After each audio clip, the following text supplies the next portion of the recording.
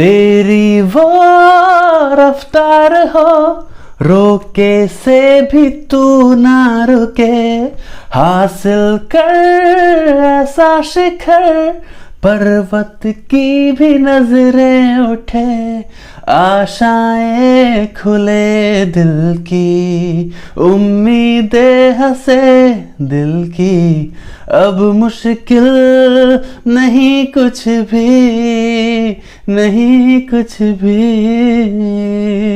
दोस्तों, आज बहुत दिनों के बाद एक बार फिर से हम इंग्लिश के बारे में बात करने वाले हैं और इस वीडियो की खासियत यह है कि ये वीडियो सिर्फ एसएससी सीजीएल एस्पिरेंट्स के लिए ही नहीं है।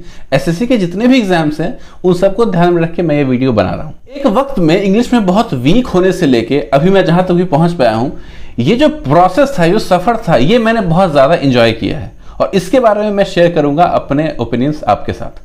तो ये video SSC CGL 2020, SSC CHSL 2020, SSC CPO का पेपर 1 और paper 2, SSC MTS, SSC stenographer, इन सब के लिए बहुत ज्यादा रेलेवेंट और बहुत ज्यादा इंपॉर्टेंट है। तो देर नहीं करते हैं, बिना देर किए शुरू करते हैं इस वीडियो को। दोस्तों, शुरू करने से पहले मैं आपको बता दूं कि मैंने अनअकैडमी ज्वाइन किया है और जैसे कि मैंने आपसे वादा किया था कि मैं वहाँ पे पढ़ाने वाला हूँ फ्री ऑफ कॉस्ट। जो भी वहाँ पढ़ाऊंगा मैं बिल्कुल फ्री ऑफ कॉस्ट पढ़ाऊंगा और आज मेरी पहली वीडियो थी अनअकैडमी पे।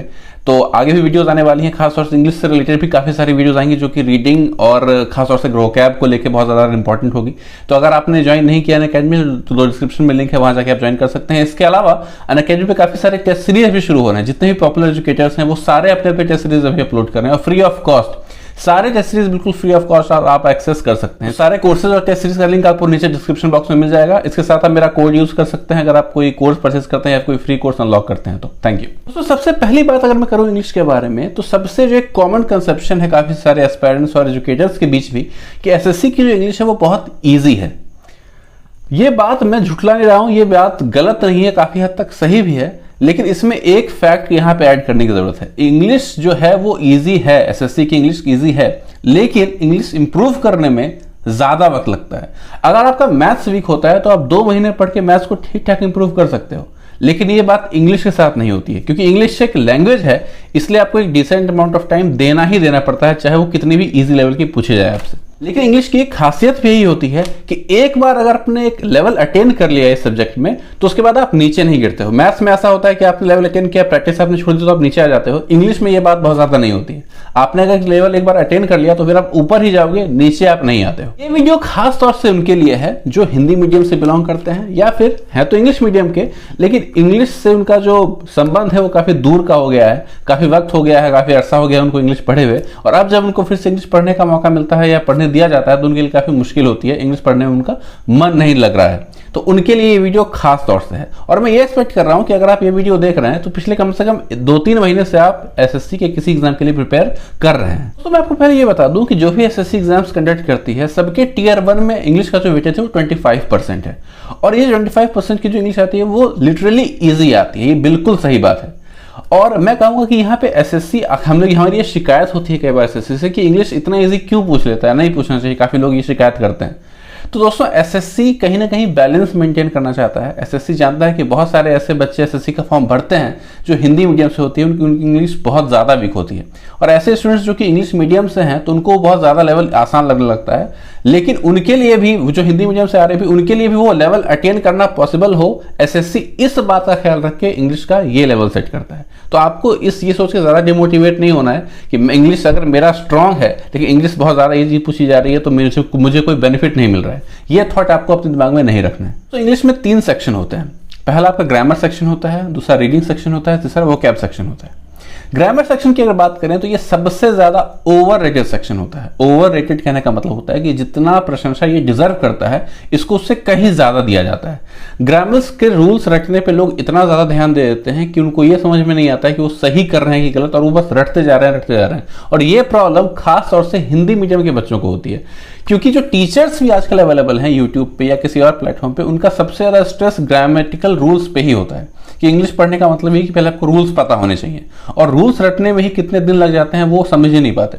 रूल्स फिल करते जाते हैं, कॉपी उनकी पूरी भर जाती है और रूल्स जमा कर रहे हैं स्टिल सारे क्वेश्चन नहीं सॉल्व हो रहे हैं तो और रूल्स याद कर रहे हैं। मतलब कि रूल्स याद करने में वो इतनी एनर्जी अपनी वेस्ट कर देते हैं कि बाकी सेक्शंस पे एनर्जी देने के लिए उनके पास एनर्जी बचती ही नहीं। तो ग्रामर के बारे में मैं आपको ये बात बता दूं कि जब तक आप रूल्स को रटते रहोगे तब तक आप ग्रामर के क्वेश्चन अच्छे से नहीं कर पाओगे।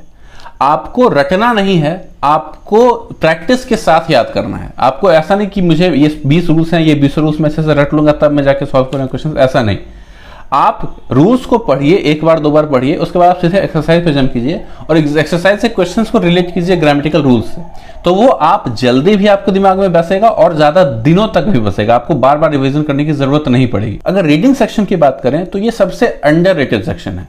वोकैब के बारे में हम बात करते हैं, ग्रामर के बारे में बात करते हैं, बट रीडिंग सेक्शन जो है हमारा कॉम्प्रिहेंशन हो गया या पैराजम्बल जिसको PQRS कहते हैं या क्लोज टेस्ट, तो इसके बारे में बहुत ज्यादा बात नहीं की जाती। कहीं ना कहीं एजुकेटर्स भी इस बात को मानने लगते हैं कि जो रीडिंग सेक्शन है ये उसी का इंप्रूव हो सकता है जो इंग्लिश बैकग्राउंड का हो या इंग्लिश में जिसको नॉवेल्स वगैरह पढ़ने की आदत बनी हुई है, उसी का ये सेक्शन इंप्रूव हो सकता है। तो वो लोग क्या करते हैं, सेटिस्फैक्शन के लिए, अपीजमेंट के लिए वो क्या करते हैं कि इन सब के लिए क्लोज टेस्ट हो गया, पैराजम्बल के लिए, इन लोगों के लिए वो ट्रिक्स देना शुरू कर देते हैं।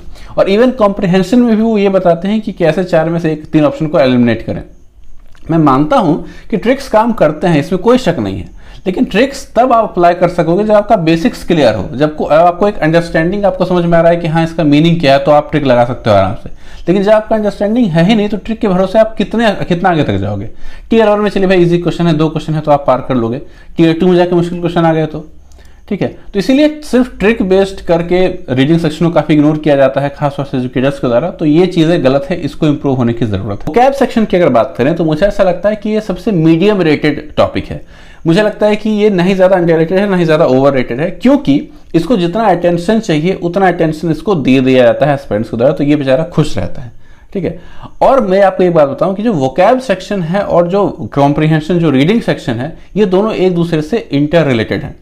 अगर आपका बहुत अच्छा वोकैब बहुत अच्छा है तो आपका ऑटोमेटिकली कॉम्प्रिहेंशन बहुत अच्छा हो जाएगा, और अगर आपका कॉम्प्रिहेंशन बहुत अच्छा है तो ऐसा हो नहीं सकता कि आपका वोकैब सेक्शन बहुत खराब हो, ठीक है। तो ये दोनों आपस में काफी हद तक इंटर रिलेटेड होते हैं। अब वोकैब सेक्शन में भी कई सारे टॉपिक्स आते हैं, एंटोसाइन हो गया, इडियम्स हो गया। इडियम्स, एक बात और कि बहुत सारे लोग इडियम्स और फ्रेजेस को एक साथ बोल देते हैं, इडियम फ्रेजेस, जबकि दोनों में आसमान जमीन का अंतर है। इडियम्स की बात अगर करूं तो वो बहुत जल्दी याद हो जाता है, काफी आसान लगता है, कोई कंफ्यूजन नहीं होता याद करने में। अगर मैं फ्रेजेस की बात करूं तो पूरे इंटायर सिलेबस में अगर कोई सबसे मुश्किल चीज है याद करना, सबसे ज्यादा कंफ्यूजिंग कोई है, सबसे ज्यादा एफर्ट जिसमें लगता है याद करने में, वो है phrasal verbs, no doubt about it. चलिए डायरेक्ट बात करते हैं कि हमें इंग्लिश इंप्रूव करना कैसे है, एसएससी एग्जाम्स के लिए इंग्लिश पढ़ना कैसे है। सबसे पहले ग्रामर के बारे में बात करूं कि ग्रामर बहुत ओवररेटेड है। जैसे कि मैंने कहा, बहुत सारे लोग बहुत ज़्यादा टाइम दे देते हैं ग्रामर पढ़ने में, तो उनको मेरी एक बहुत ऑनेस्ट सजेशन है कि सिर्फ एक बुक खरीद के लाइए। नीतू मैम की वॉल्यूम 1 है, प्लेइंग टू पैरामाउंट नाम है बुक का। ग्रामर की बुक सबसे कंसाइज, सबसे बेस्ट एसएससी के एग्जाम्स के लिए ही डिज़ाइन है वो पर्टिकुलरली, और उससे अच्छा, उससे कंसाइज मटेरियल नहीं है। ये कई गुना बेटर है। अगर आप किसी टीचर से रूल्स पढ़ रहे हो, सीख रहे हो, उससे ये 100 गुना बेटर है, क्योंकि आप बहुत कम वक्त में काफ़ी ज़्यादा रूल्स पढ़ सकते हो, बार बार रिवाइज कर सकते हो, बिल्कुल रूल से रिलेटेड क्वेश्चंस आपको पीछे दिए हुए एक्सरसाइज में, तो उससे आप डायरेक्ट अगर वहाँ प्रैक्टिस कर लेते हो तो रूल्स आपके दिमाग में बस जाते हैं। तो ये बहुत ही अच्छी क्वालिटी की बुक है। अपना टाइम इधर उधर यूट्यूब वीडियोज़ में देना बंद कीजिए ग्रामर रूल्स सीखने के चक्कर में। अगर प्रैक्टिस कोई करवा रहा है then it is very good. तो जो भी रूल्स आपको याद करने हैं, पढ़ने हैं, सीखने हैं, तो इस बुक से कीजिए। इस बुक का जो स्ट्रक्चर है वो इतना अच्छा है कि आपको याद करने की जरूरत नहीं पड़ती, ऑटोमेटिकली आपके दिमाग में चीजें फीड होने लगती है। अगर वोकैब की, तो वोकैब के लिए आपको प्रीवियस ईयर क्वेश्चंस पे बहुत ज्यादा पकड़ मजबूत करनी होती है। अब आप लोग ये कहोगे यार, प्रीवियस ईयर क्वेश्चन में पकड़ मजबूत करने से हम लोग नेक्स्ट एग्जाम में अच्छा परफॉर्म करेंगे, इससे क्या गारंटी है? प्रीवियस ईयर क्वेश्चन क्या होते हैं कि पहले उस एग्जाम में जो क्वेश्चन आया है, चलो हमें पैटर्न पता चलेगा, और क्या फायदा होगा हमें? तो सिर्फ प्रीवियस ईयर क्वेश्चन पढ़ना सेंसिबल है?